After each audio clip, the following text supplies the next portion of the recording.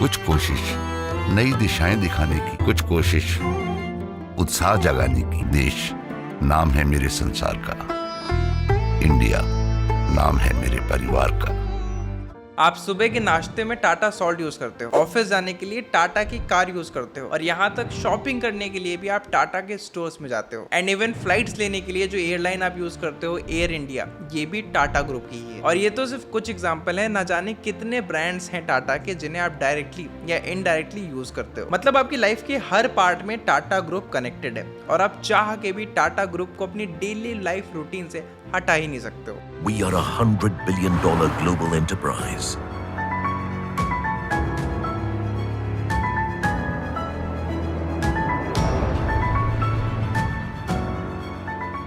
और इसीलिए टाटा ग्रुप का नाम सुनते ही हर एक इंडियन का सीना गर्व से चौड़ा हो जाता है। लोगों का मानना है T for Tata, T for trust. लेकिन क्या आप ये जानते हो कि इस ट्रस्ट को बनाने में टाटा की फैमिली को 150 साल से ज्यादा लग गए। पर आज इसी टाटा ग्रुप के अंदर इतने बड़े बड़े डिस्प्यूट चल रहे हैं, लड़ाइयाँ चल रही हैं कि गवर्नमेंट को खुद ये सारे डिस्प्यूट सॉल्व कराने पड़ रहे हैं, उसके अंदर इंटरफेयर करना पड़ रहा है। तो आखिर हो क्या रहा है टाटा ग्रुप में, कि रतन टाटा जी की डेथ के बाद टाटा सन्स और टाटा ट्रस्ट के बीच में आखिर क्यों नहीं बन रही है। तो आज की इस वीडियो में हम यही देखेंगे कि आखिर टाटा ग्रुप कितना बड़ा है, इसके अंदर कितनी लिस्टेड कंपनीज हैं, आखिर क्यों टाटा सन्स और टाटा ट्रस्ट के बीच में डिस्प्यूट शुरू हो गया है। तो वीडियो बहुत ज्यादा इंटरेस्टिंग होने वाली है, इसीलिए वीडियो को एंड तक देखना है। And without any delay video start करते हैं। In 1868, the Tata Group was founded on a philosophy that put the community at the heart of its existence.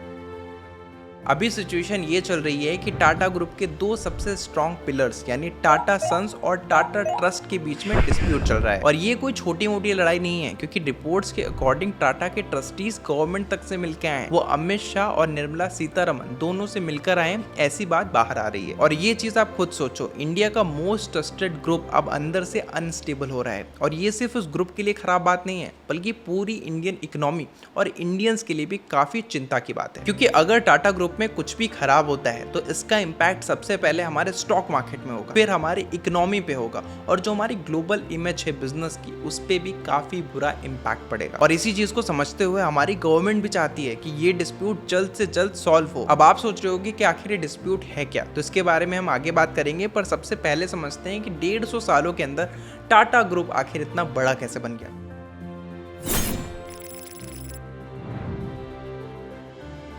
अब आप में से मैक्सिमम लोगों को टाटा ग्रुप के बारे में थोड़ा बहुत ही पता होगा। देखो, ये स्टोरी स्टार्ट होती है 1868 में एक छोटे से कॉटन ट्रेडर से, जिनका नाम था जमशेद जी नुसरान जी टाटा। अब जमशेद जी टाटा जी का विजन सिर्फ ये नहीं था कि एक बड़ा बिजनेस बनाया जाए, बल्कि उनका विजन ये था कि एक ऐसा ग्रुप, एक ऐसा बिजनेस ग्रुप इंडिया के अंदर बनाया जाए जिसपे इंडियंस ट्रस्ट कर पाए। एक ऐसा ग्रुप जो बिजनेस में प्रॉफिट से पहले अपने लोगों के बारे में सोचे, जिसका पहला गोल हमेशा लोगों की हेल्प करना हो। और इसी विजन के साथ टाटा ग्रुप की होती है। अब ये तो बात हो गई कि आप सोसाइटी के लिए कुछ अच्छा करना चाहते हो, पर आप सोसाइटी के लिए तभी अच्छा कर पाओगे जब आपका बिजनेस प्रॉफिट जनरेट करेगा, क्योंकि बिना पैसों के तो हेल्प ही नहीं होती। इसीलिए जमशेद जी टाटा लोगों की हेल्प तो करते ही थे, पर वो बिजनेस के अंदर भी काफी शार्प माइंडेड थे। जमशेद जी का ये मानना था कि इंडिया तब तक स्ट्रांग नहीं बनेगा जब तक हम अपनी जरूरतों की चीजें खुद मैन्युफैक्चर करना और खुद बनाना स्टार्ट नहीं कर देते। और ये बात 1868 की है, तो उस टाइम पे इंडिया ब्रिटिश रूल के अंदर था, एंड उस टाइम पे जितनी भी चीजें इंडिया के अंदर यूज होती थी वो इंपोर्ट करी जाती थी ब्रिटिश रूल के अंदर। बट जमशेद जी टाटा ने ठान लिया था कि वो इंडिया को सेल्फ रिलायंट बनाएंगे। तो सबसे पहले उन्होंने नागपुर में एम्प्रेस मिल स्टार्ट करी, जिससे काम शुरू हो गया। लेकिन काम स्टार्ट करते ही उन्हें सबसे बड़ा चैलेंज ये आया कि वर्कर्स काम को सीरियसली ही नहीं लेते थे, और ये प्रॉब्लम जमशेद जी के लिए काफी ज्यादा बड़ी थी। पर इस प्रॉब्लम को जमशेद जी ने काफी स्मार्टली सॉल्व भी किया। देखो, यहाँ पे अगर कोई नॉर्मल बिजनेसमैन होता तो क्या करता, पुराने वर्कर्स को निकाल देता और नए वर्कर्स को ले आता। लेकिन जमशेद जी ने ऐसा नहीं किया, बल्कि उन्होंने इसकी जगह ऐसे 3 चीजें करी जिससे मिल को बहुत ज्यादा प्रॉफिट होने लगा। एक एक करके बताता हूँ, ध्यान से सुनना। नंबर 1, उन्होंने सारे एम्प्लॉयज के लिए प्रोविडेंट फंड स्टार्ट किया, सारे एम्प्लॉयज का मेडिकल इंश्योरेंस करवाया। Third and most important, family day and sports day जैसे इवेंट्स को इंट्रोड्यूस किया, जिसमें सारे एम्प्लॉयज पार्टिसिपेट करते थे, और जो एम्प्लॉय जीतता था उसे स्टेज पे बुला के गिफ्ट दिया जाता था। अब ये आपको आज सुनने में बहुत ज्यादा नॉर्मल लग रहा होगा, पर ये बात है 1870 की, एंड उस टाइम पे ये चीजें कोई भी नहीं करता था। उस टाइम पे एम्प्लॉय मैनेजमेंट नाम की तो कोई चीज़ ही नहीं होती थी। जो आज सुनते हो आप HR एम्प्लॉयज़ के लिए करना चाहिए, नहीं, एम्प्लॉयज़ को बस काम करने की मशीन माना जाता था। और यही वो प्लान्स थे जिसे गवर्नमेंट ने आगे चल के अडॉप्ट भी करा। फॉर एग्जाम्पल PF अब कंपलसरी हो चुका है। और इन सारी चीज़ों का रिजल्ट ये निकला कि वर्कर्स ने अपने काम को सीरियसली लेना स्टार्ट कर दिया, जिससे मिल को भी काफी ज्यादा प्रॉफिट हुआ। इसी के साथ जमशेद जी के 3 और बड़े ड्रीम्स थे। पहला, टाटा का खुद का एक स्टील प्लांट हो। दूसरा, इंडिया में एक वर्ल्ड क्लास होटल हो जिसके अंदर कोई भी आ जा सकता हो, कोई भी डिस्क्रिमिनेशन ना हो वहां पे। एंड लास्ट, इंडिया के पास खुद का एक रिसर्च इंस्टीट्यूट हो जिससे इंडिया टेक्नोलॉजी के मामले में आगे बढ़ पाए। और इसी ड्रीम के साथ ताजमहल होटल, जिसे आज हम ताज होटल के नाम से जानते हैं, उसे 1903 के अंदर स्टार्ट किया गया। और ये इंडिया का पहला लग्जरी होटल था जो इलेक्ट्रिसिटी पे चलता था। जिसके बाद IISc बैंगलोर को स्टार्ट किया गया, जिसको आज हम इंडियन इंस्टीट्यूट ऑफ साइंस के नाम से जानते हैं। और इसका गोल ये था कि इंडियन स्टूडेंट्स को वर्ल्ड क्लास रिसर्च का एक्सेस दिया जाए। एंड आज की डेट में भी इंडिया में जितनी रिसर्च होती है उसका बहुत बड़ा कंट्रीब्यूशन इस इंस्टीट्यूट को जाता है। अब जमशेद जी टाटा जी के 2 सपने तो पूरे हो गए, उनका एक रिसर्च इंस्टीट्यूट भी बन गया एंड एक ताज होटल भी बन गया, पर एक और सपना उनका था कि इंडिया का खुद का एक स्टील प्लांट हो। अनफॉर्चुनेटली ये सपना पूरा नहीं हो पाता है क्योंकि 1904 के अंदर उनकी डेथ हो जाती। जमशेद जी टाटा की डेथ के बाद उनके बेटे दोराबजी टाटा को टाटा ग्रुप का चेयरमैन बनाया जाता है। एंड फाइनली 1907 में दोराबजी टाटा एस्टैब्लिश करते हैं Tata iron and steel company TISCO, जिसे आज हम टाटा स्टील के नाम से जानते हैं। एंड इसी के साथ जमशेद जी का जो आखिरी सपना था वो भी पूरा हो जाता है। और 1912 में इंडिया का पहला स्टील प्रोड्यूस किया जाता है टाटा स्टील में। और फिर जब 1914 में वर्ल्ड वॉर 1 स्टार्ट होता है तो उस टाइम पे ब्रिटेन को स्टील की जरूरत थी और ये सारा स्टील सप्लाई करता है टाटा स्टील। और इस पूरी घटना पे ब्रिटिश के एक ऑफिशियल का एक स्टेटमेंट भी था कि टाटा स्टील सेव्ड अस। और इस एक इवेंट की वजह से टाटा ग्रुप का नाम ग्लोबली भी डिस्कस होने लगा और टाटा स्टील की क्वालिटी पे सबको ट्रस्ट हो गया।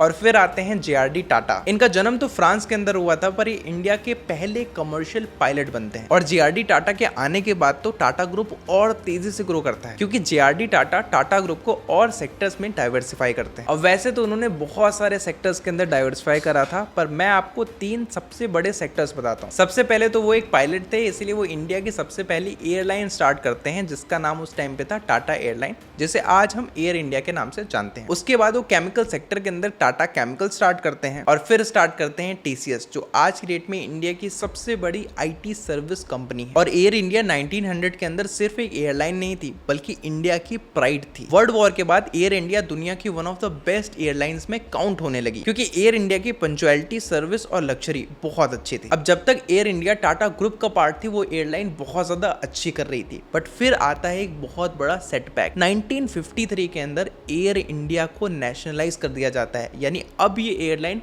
गवर्नमेंट ऑपरेट करेगी। JRD टाटा के लिए एक काफी बड़ा सेटबैक था क्योंकि वो खुद एक पायलट थे, इसीलिए उन्होंने इस एयरलाइन को एक बच्चे की तरह ट्रीट करा था और काफी अच्छे से उसे ऑपरेट करते थे। कोई भी एयर इंडिया के ऑपरेशंस पे उंगली उस टाइम पे उठा ही नहीं सकता था, पर इसके बावजूद भी उन्होंने देश के इंटरेस्ट को खुद से ऊपर रखा और एयर इंडिया में एज अ चेयरमैन सर्व करने लगे। और 1965 के इंडिया पाकिस्तान वॉर के अंदर JRD टाटा ने गवर्नमेंट को बहुत ज्यादा सपोर्ट भी किया। उन्होंने डिफेंस प्लानिंग में और साथ ही इंडस्ट्रियल सपोर्ट में काफी ज्यादा हेल्प करी गवर्नमेंट की। यहाँ तक JRD टाटा जी ने अपने खुद के इंजीनियर्स को दिल्ली भेज दिया ताकि वो डिफेंस टेक्नोलॉजी के अंदर गवर्नमेंट की हेल्प कर पाए। JRD टाटा जी ने 50+ ईयर्स तक टाटा ग्रुप को लीड करा एंड जब तक उन्होंने लीड करा टाटा ग्रुप के अंदर 81 से ज्यादा कंपनीज हो गई थी। हजारों नहीं बल्कि लाखों एम्प्लॉइज हो चुके थे और बहुत सारी इंडस्ट्रीज के अंदर टाटा ग्रुप का प्रेजेंस काफी स्ट्रॉन्ग हो चुका था। और JRD टाटा ने सिर्फ कंपनीज नहीं बनाई बल्कि एक स्टैंडर्ड सेट करा लोगों की हेल्प करने का, जो आज भी हमें टाटा ग्रुप के अंदर बहुत अच्छे से दिखता है।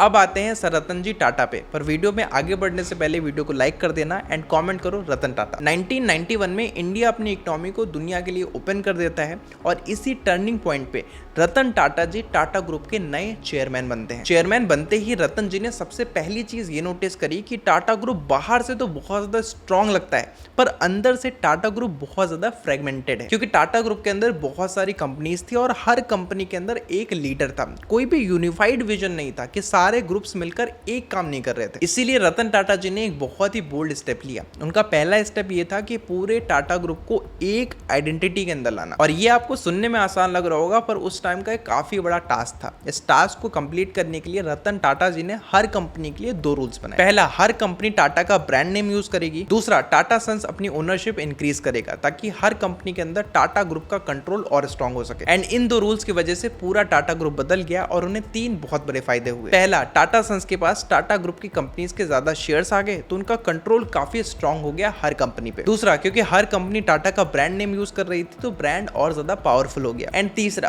पूरा ग्रुप एक डायरेक्शन में मूव होने लगा और यही तो रतन टाटा जी चाहते थे। अब रतन टाटा जी एक बहुत बड़े जीनियस थे, ये तो आपको पता ही होगा, पर वो कितने विजनरी थे, कितने आगे का सोचते थे, ये मैं आपको एक्सप्लेन करता हूँ कुछ उनकी स्टोरीज से। रतन टाटा जी एक डिसीजन लेते हैं जो काफी ज्यादा रिस्की और इमोशनल भी होता है, और ये डिसीजन ये था कि इंडिया के पास एक कार होनी चाहिए जो इंडिया के अंदर मैन्युफैक्चर हो ताकि इंडियंस को कार की फैसिलिटी भी अच्छे से मिल पाए। अब इस डिसीजन के अंदर उन्हें स्टार्टिंग में तो बहुत ज्यादा फेलियर भी मिलता है, बहुत ज्यादा क्रिटिसाइज भी करा जाता है क्योंकि इंडिया के अंदर किसी भी कंपनी ने कार बनाई ही नहीं थी। लेकिन इसके बावजूद भी रतन टाटा जी अपनी टीम के साथ रात दिन एक अच्छी कार बनाने में लगे रहते हैं और इसी मेहनत का नतीजा बनती है टाटा इंडिका, जो इंडिया की सबसे पहली कार थी जो पूरी तरीके से इंडिया में ही बनी। टाटा इंडिका के नाम के पीछे भी काफी इंटरेस्टिंग स्टोरी है। तो रतन जी टाटा ये चाहते थे कि एक नाम ऐसा हो जो कार और इंडिया दोनों को रिप्रेजेंट करे, और इसीलिए उन्होंने इंडिया से इंडी लिया और कार से निकाला कार, जिससे कार का नाम पड़ गया इंडिका। और लॉन्च के टाइम पे रतन टाटा जी ने एक बात भी बोली थी, we will build a car that India can call its own. और टाइम के साथ इंडिका के अंदर बहुत सारे चेंजेस करे गए और धीरे धीरे इंडिका मार्केट की एक लीडर भी बन गई। इसके बाद रतन टाटा जी ने एक और मास्टर स्ट्रोक लिया जिसने टीसीएस को एक नेक्स्ट लेवल तक पुश कर दिया। जो कंपनी पहले आईटी की बेसिक सर्विसेज प्रोवाइड करती थी उसे उन्होंने high value software power house बना दिया। एंड उसी का रिजल्ट है कि आज टीसीएस इंडिया की सबसे बड़ी आईटी सर्विसेज कंपनी है और टाटा ग्रुप का सबसे ज्यादा प्रॉफिट भी टीसीएस से ही आता है। लेकिन रतन टाटा जी का विजन सिर्फ इंडिया तक ही लिमिटेड नहीं था, उन्होंने ये सोचा था कि वो टाटा ग्रुप को एक ग्लोबल ब्रांड बनाएंगे और इसी सपने को पूरा करने के लिए उन्होंने कुछ बोल्ड एक्विजिशंस भी करे। जैसे 2000 में टेटली को एक्वायर करा जो यूके की एक टी कंपनी थी, और फिर 2007 में उन्होंने कोरस को एक्वायर करा जो यूरोप की काफी बड़ी स्टील कंपनी थी, और फिर 2008 में एक्वायर करते हैं जैगुआर लैंड रोवर को। और 2008 में जब ये एक्विजिशन हो रहा था उस टाइम पे भी रतन टाटा जी का मजाक उड़ाया जाता है क्योंकि लोग बोलते हैं कि कैसे एक इंडियन ब्रांड लग्जरी कार्स बनाएगी, कैसे वो लग्जरी कार्स को हैंडल कर पाएंगे, और इसीलिए लोगों ने तो कह दिया था कि रतन टाटा जी का ये डिसीजन तो बेकार ही है। लेकिन आज Jaguar land rover Tata Motors का सबसे प्रॉफिटेबल बिजनेस है। फिर आता है रतन टाटा जी का सबसे इमोशनल डिसीजन टाटा नैनो का, और इसके पीछे भी काफी इमोशनल स्टोरी है। एक दिन रतन टाटा जी देखते हैं कि एक स्कूटर पे पूरी फैमिली जा रही है, मतलब हस्बैंड वाइफ उनका बच्चा, बारिश हो रही है, कोई सेफ्टी नहीं है, और ये देख के रतन टाटा जी डिसाइड करते हैं कि वो इंडिया की एक ऐसी अफोर्डेबल कार बनाएंगे